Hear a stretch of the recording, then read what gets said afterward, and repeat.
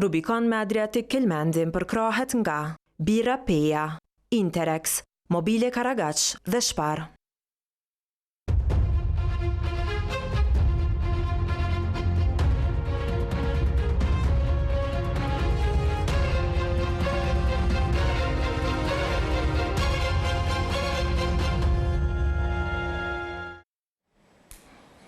Bashkimi Evropian ka caktuar një emisar të veçantë për dialogun Kosovë-Serbi dhe ai është ish-ministri i jashtëm i Slovakisë, zoti Miroslav Lajçak, i njohur nga vendi edhe si kundërshtues i pavarësisë së Kosovës. Kjo është parë me skepticizëm nga shumë lider të Kosovës, por cili do të jetë roli i tij në këtë dialog, cilat janë pritjet, si e sheh politikën kosovare dhe mosmarrveshjet e brendshme, a ka ndryshuar qëndrim lidhur me pavarësinë e Kosovës dhe kur pret që të ketë një epilog dialogu dhe çfarë mund të jetë ai. Në një intervistë të parën ekskluzivisht në postin që ka marrë si emisar i Bashkimit Evropian në Rubikon, e kemi drejt për drejt nga Slovakia, nga Bratislava, zotin Miroslav Lajçak. Mr. Lajçak, thank you for this opportunity and good luck on your new job. Thank you very much. So, tell us, what will exactly your role be? Because so far the Commissioner for External Affairs of EU has done your job. So, what will be different now? Well, as you know very well, the dialogue between Kosovo and Serbia is led by the European Union. It falls into the portfolio of the High Representative for Foreign and Security Policy. What is different with my appointment is that now European Union has a political person responsible 24/7 for this dialogue. I will spare no time, no effort, no energy to make sure that we successfully complete this process that started in 2011. So for the first time, there is a political person full-time responsible for the dialogue, and also my appointment, I would say, sends a very strong signal from the European Union that the status quo is not acceptable, and we really want to move this process forward and to successfully complete it. So far, EU mediators couldn't succeed to have a final agreement of both sides. So, as you mentioned, the dialogue started in 2011. There were 3 mediators, starting with Mr. Cooper, then Ms. Ashton, the latest being Ms. Mogherini. But many agreements have been reached. Many of them are not being implemented. First of all, yes, the dialogue delivered a number of very concrete results, results that have improved the life of citizens. Let me mention agreements such as the movement of persons and goods, or the integration of Kosovo into regional structures, international dialogue code for Kosovo, integration of Serbian police, judges, prosecutors into the Kosovo system, and so on. At the same time, there are some agreements that were agreed but not implemented yet. So we want to have a very close look into what was agreed and not implemented, and why. Because there is an international principle, or principle of international relations, called pacta sunt servanda. That means what was agreed should be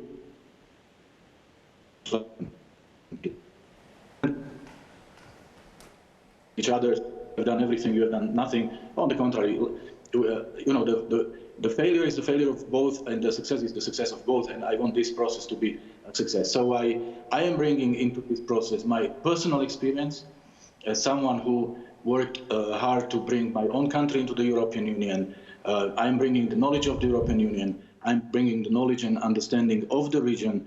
And as I said, this is a full-time mandate, full-time job for me. So I really hope that with the help of my partners, we will successfully complete this region. We started 2011. Next year, it will be 10 years since the process started, the process led by the European Union, endorsed by the United Nations General Assembly resolution. So I really believe that it's about time to bring it to a successful conclusion. What are the main obstacles for these agreements that have been reached so far to be implemented? There are from both sides saying that the other side is not implementing their part of the agreements.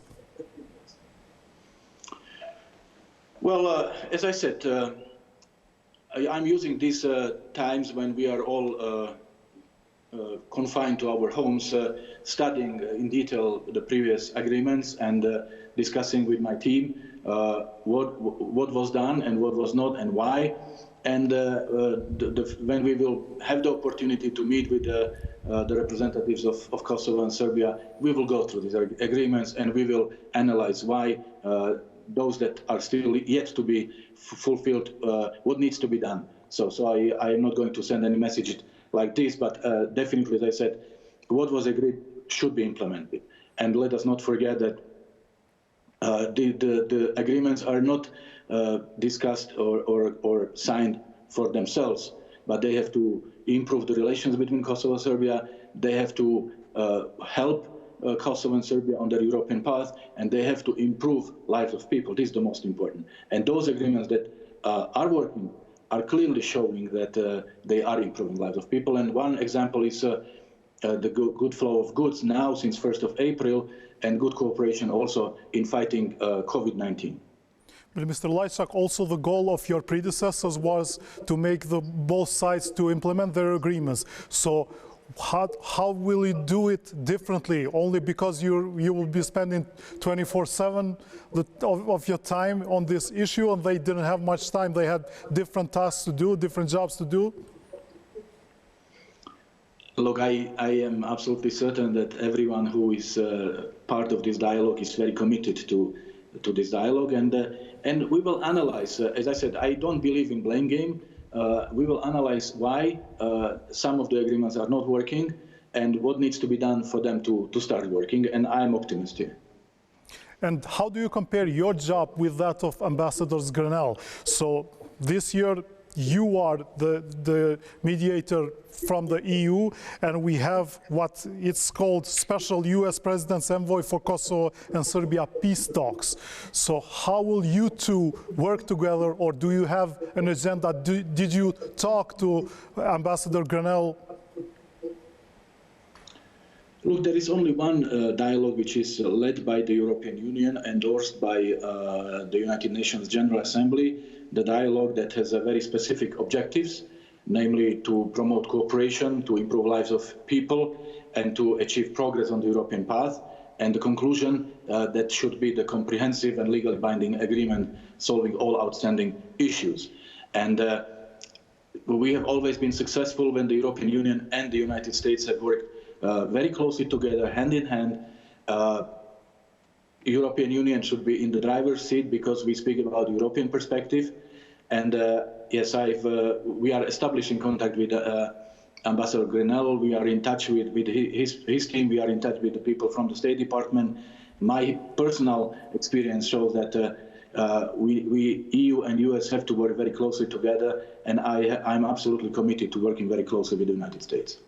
So up till now, you personally, you didn't have a chance to discuss Kosovo and Serbia issue with Ambassador Grenell?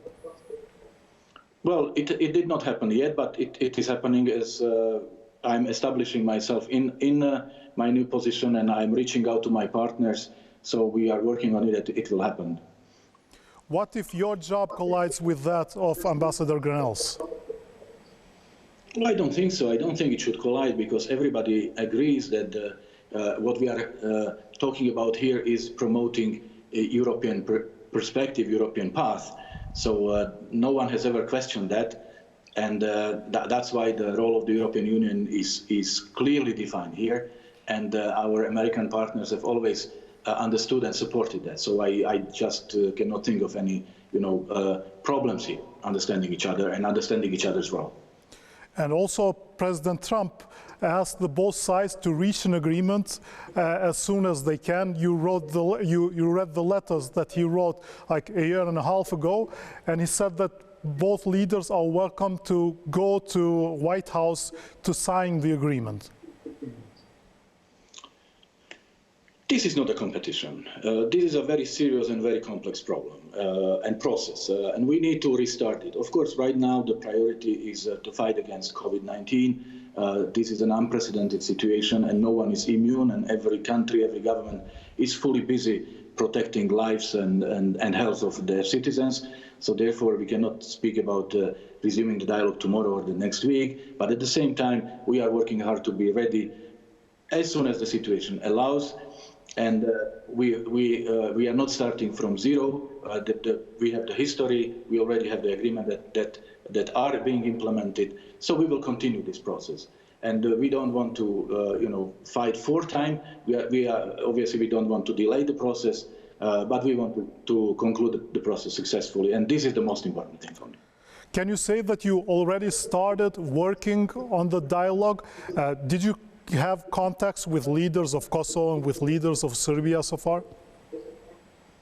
Yes, of course, I have already started. I started from the day one. What I'm doing is I'm reaching out to my partners in the region. I'm reaching out to my partners in Europe, in the United States. I am studying the documents from the previous dialogues, and I'm building my team. So all this is working. I'm spending hours every day in video conferences, talking to people.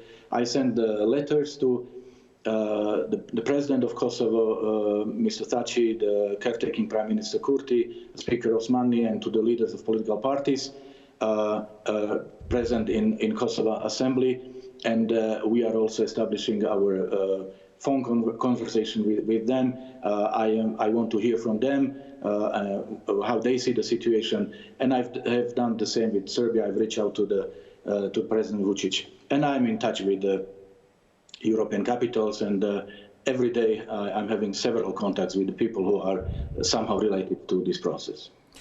And not everyone in Kosovo was impressed with your appointment. Many stated the fact that you come from a country, from a EU country that did not recognize Kosovo.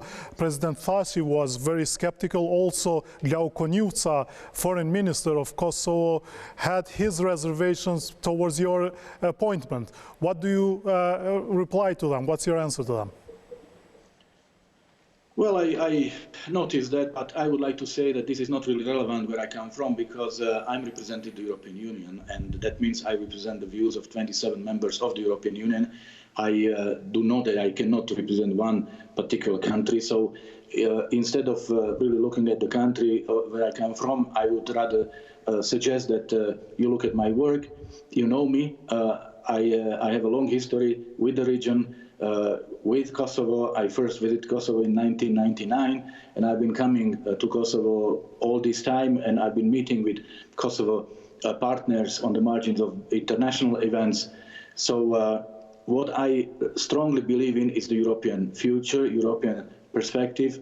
I worked in, I was responsible for the independence referendum in Montenegro, and Montenegro is now the most advanced country in the European integration process. When I was the High Representative in Bosnia-Herzegovina, Bosnia-Herzegovina signed the Stabilization and Association Agreement with the European Union. I really believe that the European perspective is the best perspective we can offer to the citizens of the Western Balkans, and this is what I'm dedicated fully to. I want to promote the European path for Kosovo and its citizens, and I would suggest that I will be judged by my work and by the results of my work. Is the outcome of the talks decisive on the path of Kosovo and Serbia towards EU? Absolutely, absolutely, because the outcome of the talks, as we know very well, should be a legally binding agreement that will solve all outstanding issues once and for all, but in accordance with the international law and the EU acquis, and should be supported by the member states of the European Union and also at the region. But the very important purpose of this agreement is not only to improve relations between Kosovo and Serbia, but also to help both Kosovo and Serbia on their European path, and most importantly, to improve the lives of people, because it's about the people in the end, and this is what I keep thinking about every day. But as you mentioned, you were involved in the region and you have many friends. You participated in many conferences in the region and for and about the region. But in 2009, you stated that you will not support any initiative that would put recognizing Kosovo as a condition for Serbia to join the EU. Is this option definitely off the table? Look, that was before the International Court of Justice delivered its ruling, and I very much respect the ruling of the International Court of Justice that says that this was not the violation of the international law, and this has changed the situation. So now, after the ICC ruling, you have changed also your stance? Well, I respect, I am a diplomat, and obviously I respect international institutions, and the ruling of the International Court of Justice is something that we all have to respect. So the court said that Kosovo Assembly was right to declare its independence. So also you respect that?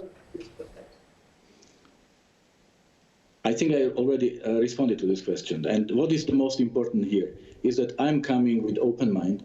I have no hidden agenda, and I am bringing my experience to help solving the unsolved outstanding issues between Kosovo and Serbia, to help improve relations between Kosovo and Serbia, and to help promote the European path for Kosovo and Serbia. This is the most important thing. Can we ask the question in the opposite manner? So, does Serbia need to have their borders finalized with all their neighbors, including Kosovo, to be accepted as part of EU, as a member of EU? Look, this is something that will be discussed in the process of the dialogue. So I, again, am not here.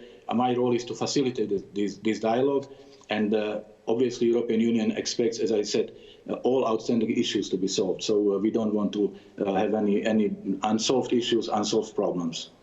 And no country can join EU if they have unsolved issues with their neighbors? It's the European Union who decides when the country is ready to join the European Union. Our role is to make sure that we are not bringing any open issues or any problems into this process. This is my role and my responsibility. And Mr. Lajçak, on the letter you wrote to President Thaçi, you stated, and this was just five days ago, I am convinced that with the genuine political will of both parties and through dialogue we can achieve the results we all seek for the benefit of peoples of Kosovo and Serbia. And as we know, the main obstacles are that Kosovo has declared its independence, has been recognized for more than 100 countries, also dozens of international political institutions and organizations, but so far Serbia refuses to accept that fact. And I really believe that the dialogue is the right way how to address all these issues, because I strongly believe in dialogue. I mean, I'm a diplomat. Diplomacy is built on a dialogue. So whenever there are different views, the best thing is to discuss about them and to find solutions. And when we look back at the history of this dialogue, you know, it looked impossible. And now we have concrete results, concrete agreements that are working and that are respected by everybody. So I really believe in this dialogue, and I really believe that this dialogue can help us solving all the questions. And actually, this is our mandate, this is our task, to solve all issues once and for all. And I really believe we can do it.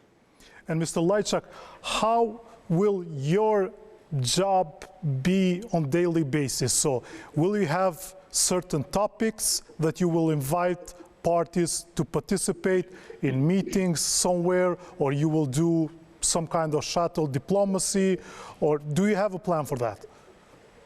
Of course I have a plan for that, and of course it's, as I said, it's a full-time job. I will be based in Brussels, and I'm going to move to Brussels as soon as the situation allows, as the borders open, and of course I will be in daily contact with my partners from the region, and also making sure that the European capitals, the European Union as such, are informed about what's going on. Obviously I will be visiting the region, I will be coming to Kosovo, and I will also make sure that, as I said, that Europe is properly informed. So I am already very busy, and it will become even more busy once we start the real dialogue. So of course, the real dialogue means that we meet with the parties and we discuss the issues, and it will take hours and hours of negotiations. And you mentioned that during the pandemic it will be difficult. So when do you think you will start actually working with both sides? You will wait until the pandemic is over, or you will find different paths to continue? I think I said already that I'm not waiting to start. I have started already. I'm in daily contact with the politicians from the region and from Europe and from the United States. And with my team, we are preparing very concrete steps how to relaunch the dialogue once the situation allows. And I'm hearing from my partners what their analysis of the situation is, what their expectations. So that means we are building up for resuming the dialogue in, I would say, first day after the pandemic is over. So we are working very hard already for that. What will the format be? So you will invite them to sit for hours or for days until there are certain agreements reached? This is premature, and again, my role is to facilitate. So it's the two parties who decide on the agenda, also on the pace of the process. I'm here to help to make it possible. So I'm not here to dictate or to force anyone into anything, but to facilitate. This is very important. And I will, of course, use all the positive experience from the past. Of course, I am in touch also with Madam Ashton, with Mr. Cooper, with the negotiators from the past. So we know what has worked well, and obviously what has proved to be working well, we will continue doing that.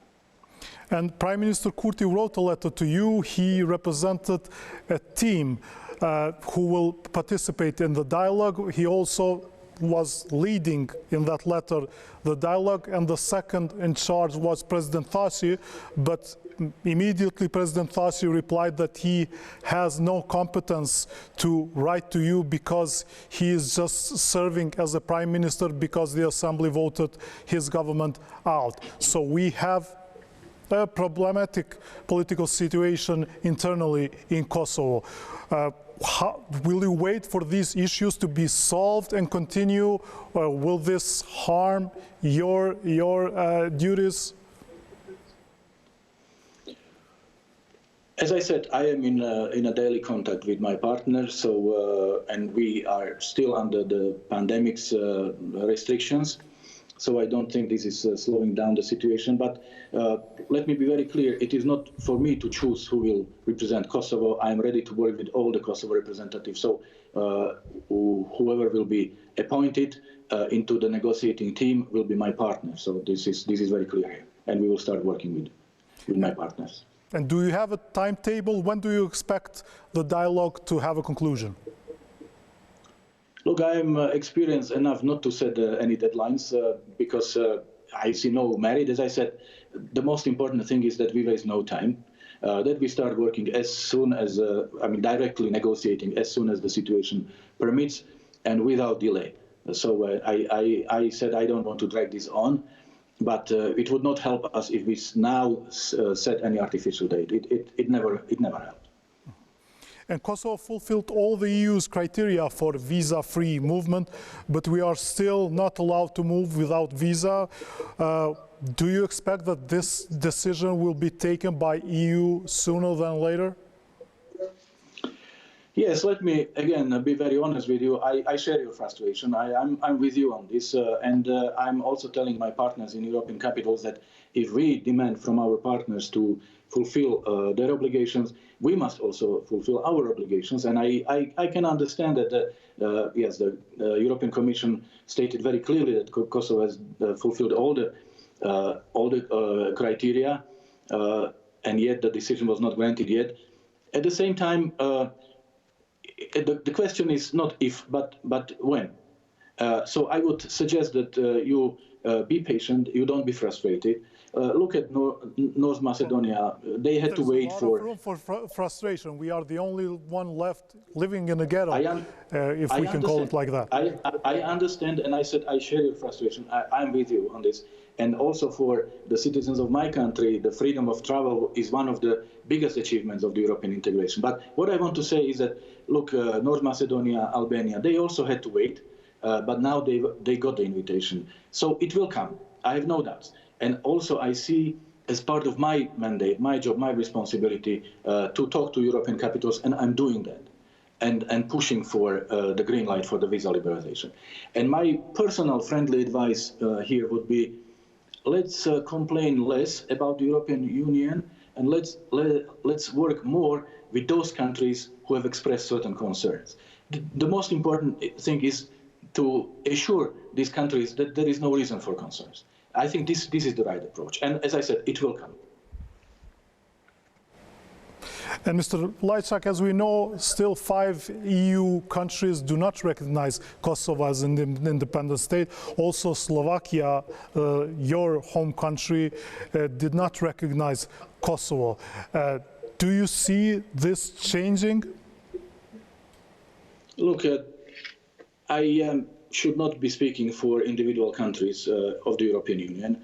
But what I want to say is that I really believe that the dialogue and the successful outcome of this dialogue is very important here. So let's make sure that we deliver on the dialogue. Let's make sure this dialogue ends up with a success.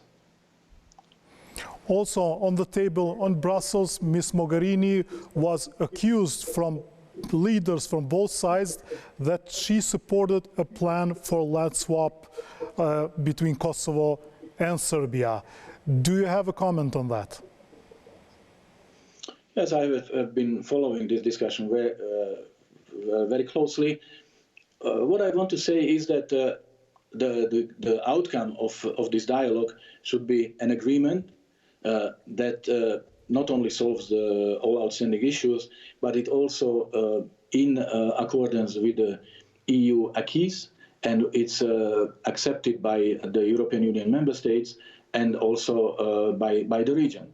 So I would like to build this dialogue on the European principles and the European values, so that we have no problem once we have the agreement. We have no problem with its acceptance by the international community. Redrawing of borders, will that be a solution? I think I answered in a diplomatic way your question. Let's look for solutions that will be accepted by the EU member states and by the region. Let's look for solutions that are respecting the European rules and European values and European vision.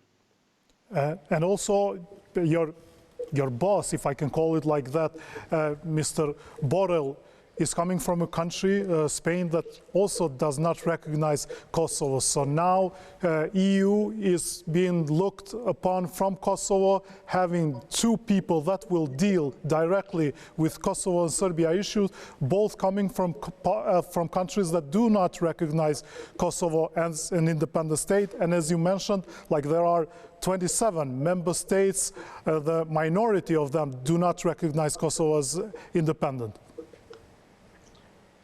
Well, I think Mr. Borrell made his position clear, including by paying his very early visit to Kosovo. And as I said earlier in this interview, once you agree to work for the European Union, that means you represent the European Union. You do not represent any particular country. And my suggestions, that if I may repeat myself again, is let's have no prejudices. Let's judge me and let's judge us by our work and by our results. I am telling you once again, I have no hidden agenda. My only agenda is to help promote European future for Kosovo, for Serbia, for the region of the Western Balkans. I'm bringing my personal experience into this process, and I really hope that the citizens of Kosovo will very soon see the results, and that my work will prove my words. And Mr. Lajçak, since this is your first interview that you're giving a new job, so we have to address all the issues that have been discussed. Albin Kurti said in the assembly that he suspects there's a secret agreement already on the table waiting to be signed from both parties. What do you comment on that? I don't want to speculate. I never do that. I have not seen any such agreement, nor has anyone told me that there is such an agreement. And I've learned to work with facts. We have a clear agenda in front of us. We have the dialogue. We know what our goals is.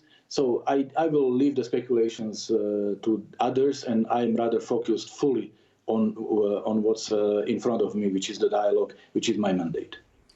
And Serbia is continuing its campaign to have states that unrecognize Kosovo's independence. What will be done regarding this issue? Well, the European Union made it also quite clear that it is expected from both parties to refrain from any activities that have the potential to worsen the atmosphere. So we want to create an atmosphere which is conducive to a positive outcome of the dialogue, and this is what we expect. And your contract, for how long is it? Well, I was appointed to be the EU Special Representative from 2nd of April 2020 until 31st of March 2021. But the contract could be extended. Obviously, my contract will last as long as my mandate lasts. So this is it can be shorter, it can be longer. So again, the dates are not relevant here. What is important is the result of our work. And is it realistic to expect that you will reach, or there will be a final agreement between both parties by March next year? It is realistic to expect that there will be a final deal. It is realistic to expect that it will be a good deal. It will be a deal that will help promote the European path for Kosovo, for Serbia, for the region, that will improve the lives of people in Kosovo and in the region. And whether it will happen in February or in March or in April, it doesn't really matter. It's the quality that matters. And I ask you, what will you do differently? What should leaders in both countries do differently to achieve a solution that will be accepted by all sides? Well, with my appointment is a new appointment, as you know very well. There was no EU Special Representative for the dialogue before, so this is already different. That there is a political level person responsible 24/7 for the dialogue. That's one difference. Second, we are all different. We are all humans. We are all different. We are all bringing our own experience, our own ideas. So I'm going to, of course, build my work on all the achievements of the dialogue, all that has been already agreed and has been implemented. And I'm also bringing my personal experience of someone who believes in the European Union, in European perspective, and who supports this perspective also for the Western Balkans region. So I know my partners quite well. I am ready to work with them with open mind, and I am really optimistic and positive that we will be able to achieve a good result for the people.